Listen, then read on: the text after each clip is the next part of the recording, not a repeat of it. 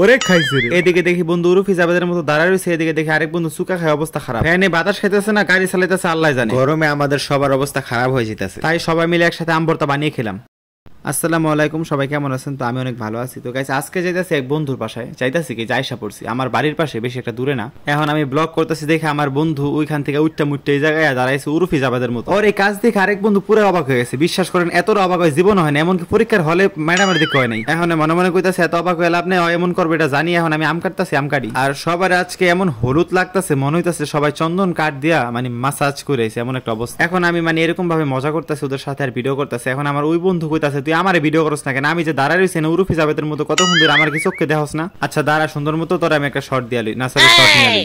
তো গাইস ওর শর্ট নেওয়া শেষ। এখন এই যে মজুটা দেখতেছেন, এই মজুটা এখন আমি পুরোটা খামো, বাট এখন অনেক ঠান্ডা, একটু ঠান্ডা কমুক তারপর আমি খামো। এখন বন্ধু আমার বলতাছে বন্ধু এই যে এই জায়গায় স্ক্রিন করলে ফিলিস্তিন কিন্তু 1 টাকা যাবো। আমি বন্ধু এটা আমরা জানি, তুই আমার এটা কি জানাবি নতুন করে? আর গাইস আমার হাতের মধ্যে কালি এখনো জানি, কারণ আজকে আমি লাইফে ফার্স্ট ভোট দিয়ে আসছি। আমাদের এখানে একটা নির্বাচন ছিল, তো দেখেন যে আমগুলো ওরা কাটতেছে, এত সুন্দর লাগতেছে আমগুলো দেখতে।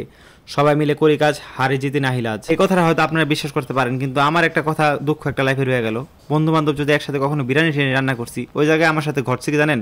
সবাই মিলে করি কাজ, শেষে তুই একলা পাইলাম মাছ, মানে শেষে আর কোনো খবর থাকে না, খাওয়া দাওয়া শেষ, সোনার বাংলাদেশ। তো এই যে বন্ধু এখানে আর কি বাতাস খাইতেছে প্রচন্ড পরিমাণে গরমে। আর আজকে আমি একটা জিনিস কিছুতেই বুঝতে পারতেছি না, এই বন্ধুটা আজকে কি পিনিকি আছে, মানে এত পরিমাণে খুশি লাগতেছে কেন আজকে, মানে জেলাস ফিল করতেছি না, বাট আজকে ওর এত খুশি লাগতেছে। আমি বললাম বন্ধু খাবি? কই আমি কই না তোরে দিম না। এখন পাশে আন্টি বসে রয়েছে, আন্টি কইতাছে যে ওরে ভূতে ধরছে 3 দিন ধরে। আমি কি আন্টি আপনার পোলারে বিয়া করাই দেন, দেখবেন সব ভূত ঠুত যাইব গা। এখন বড় হইছে না, এখন আর এত কিছু চিন্তা করে লাভ আছে? পোলা বড় হয়ে গেছে, বিয়া করাই দেন।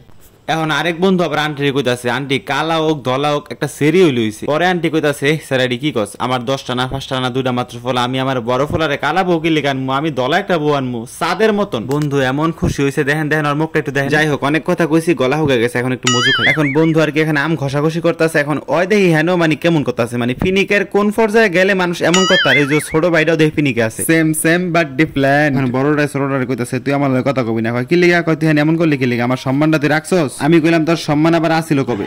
আর চুলকা দিও না, চুলকাটা দিও না, চুলকা কারে কয়? এই ছোট কথা কবি না, কই দিলাম।